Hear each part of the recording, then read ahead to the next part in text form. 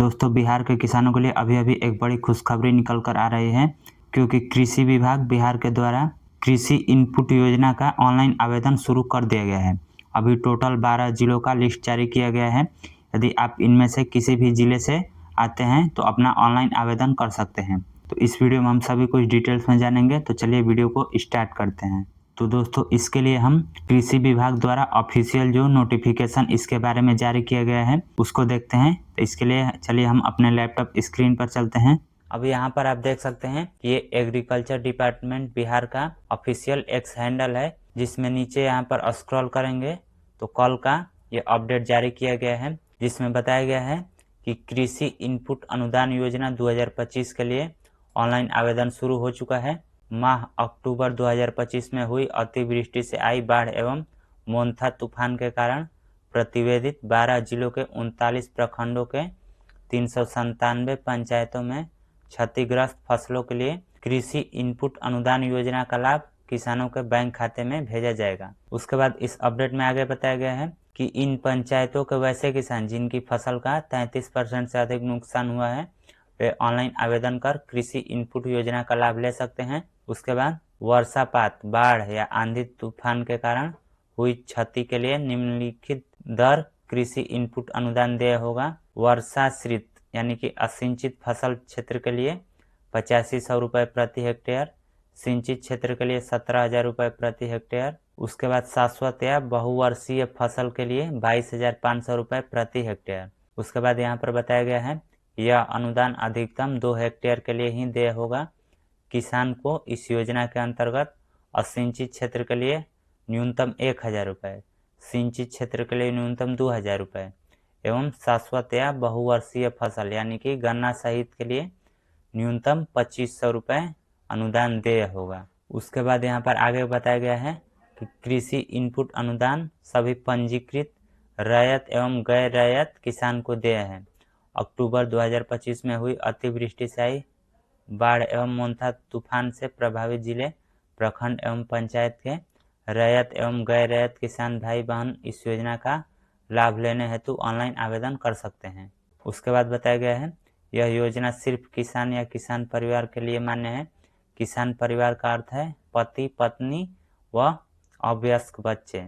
आवेदन के समय किसान को अपने परिवार का विवरण आधार सत्यापन के साथ देना होगा। परिवार का विवरण देने में अनियमितता पाए जाने पर आवेदन को रद्द कर दिया जाएगा। उसके बाद यहाँ पर बताया गया है कि इस योजना के अंतर्गत रैयत किसान या किसान परिवार के लिए अद्यतन अथवा वर्ष 2022 से 23, 23 से 24 एवं 24 से 25 का एलपीसी या लगान रसीद एवं गैर रैयत किसान परिवार के लिए स्वघोषित प्रमाण पत्र जो वार्ड सदस्य एवं कृषि समन्वयक द्वारा प्रमाणित हो मान्य होगा। यानी कि यहाँ पर आपको जो जमीन का रसीद देना है वो करंट रसीद देना है, वो 2022 के बाद का होना चाहिए। 2022, 2023, 2024 या 25 तक रहेगा तो चल जाएगा। अब 2022 से पहले का होगा तो उस रसीद को मान्य नहीं किया जाएगा।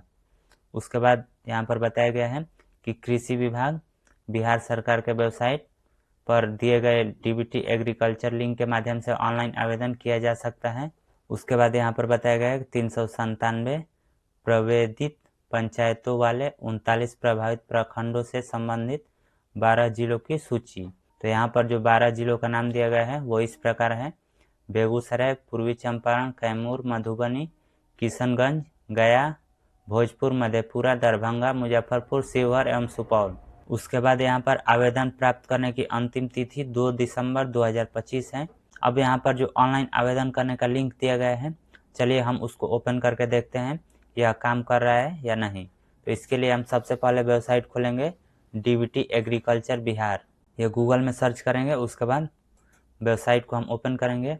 अब वेबसाइट ओपन करने के बाद यहाँ पर हम नीचे स्क्रॉल करते हैं तो यहाँ पर ऑनलाइन अनुदान आवेदन में कृषि इनपुट खरीफ फसल हेतु आवेदन करे का लिंक मिल जाएगा। इस पर हम क्लिक करते हैं। अब जैसे ही क्लिक करते हैं तो यहाँ पर पूछ रहा है आप जनरल यूजर हैं, तो इस पर क्लिक कीजिए। तो इस पर हमें क्लिक कर देना है या फिर इसको क्लोज करना है। अब क्लिक करने के बाद यहाँ पर कृषि इनपुट अनुदान योजना 2025 से 26 का लिंक जो है वो ओपन कर दिया गया है। उसके बाद यहाँ पर वित्तीय वर्ष 2025 से 26 के अक्टूबर माह में हुए असामयिक अतिवृष्टि मोथा तूफान से हुई फसल क्षति हेतु आवेदन प्रपत्र भरना है। उसके बाद यहाँ पर पंजीकरण संख्या पूछ रहा है, तो हम अपना पंजीकरण संख्या दर्ज करेंगे और देखेंगे कि हमारा जो ऑनलाइन आवेदन है वो हो रहा है या नहीं। तो हम यहाँ पर अपना पंजीकरण संख्या दर्ज कर दिए हैं। अब सर्च पर क्लिक करते हैं। अब सर्च पर क्लिक करते हैं, यहाँ पर दे रहा है कि किसान बंधु से आग्रह है कि आवेदन करने से पूर्व यह सुनिश्चित कर लें कि आपका बैंक खाता NPCI लिंक है या नहीं। सुनिश्चित करने के लिए इस वेबसाइट पर जाएं या अपने संबंधित बैंक शाखा प्रबंधक से संपर्क करें। अगर आप सुनिश्चित हैं तो आवेदन के लिए ओके बटन पर क्लिक करें। यानी कि यह जो पैसा है वो सीधे आपके बैंक खाते में भेजा जाएगा, तो उसके लिए NPCI लिंक रहना चाहिए। तो वहीं यहाँ पर नोटिफिकेशन में दिया है कि आप इसको एक बार अपने बैंक मैनेजर से चेक करा लीजिए। उसके बाद हम ओके पर क्लिक करते हैं।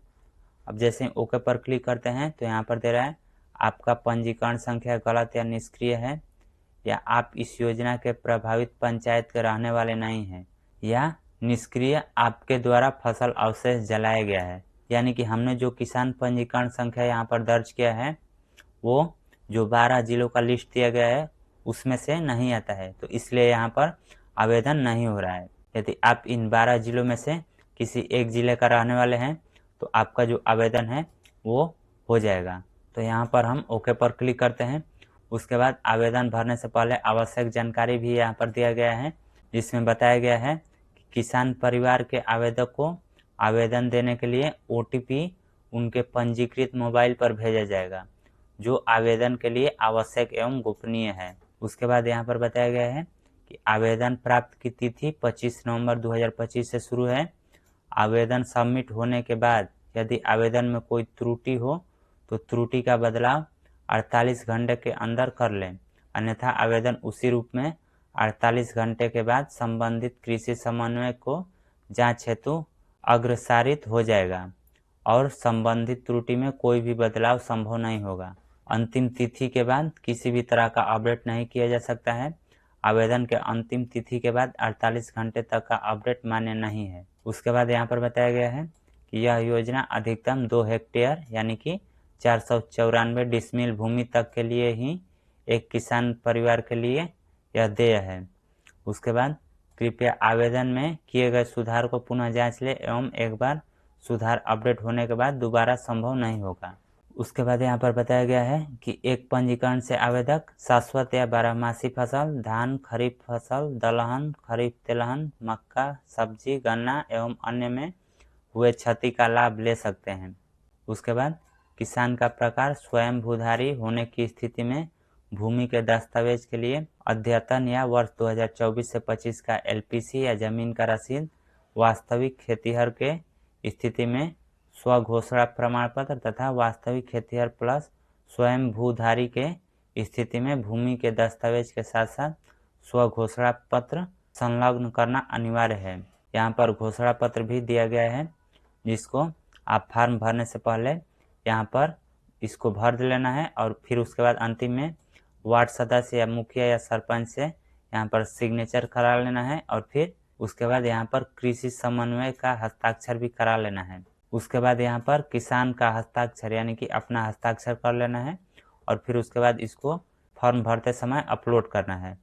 उसके बाद यहाँ पर बताया गया है कि कृषि विभाग के विभिन्न योजना में लाभ लेने के लिए आधार से लिंक बैंक खाता अनिवार्य है। योजना की राशि आधार से लिंक बैंक खाते में ही अंतरित की जाएगी। आवेदक कृपया आधार से लिंक बैंक खाता की प्रविष्टि करें। उसके बाद आवेदन प्राप्ति की तिथि 25/11/2025 से शुरू है। तो यही कृषि इनपुट योजना है जिसमें किसानों को फसल क्षति होने पर लाभ मिलता है। तो यदि आप भी बिहार के इन 12 जिलों के रहने वाले हैं जिसमें कि आपका फसल का नुकसान हुआ है, तो इसके लिए ऑनलाइन आवेदन कर सकते हैं।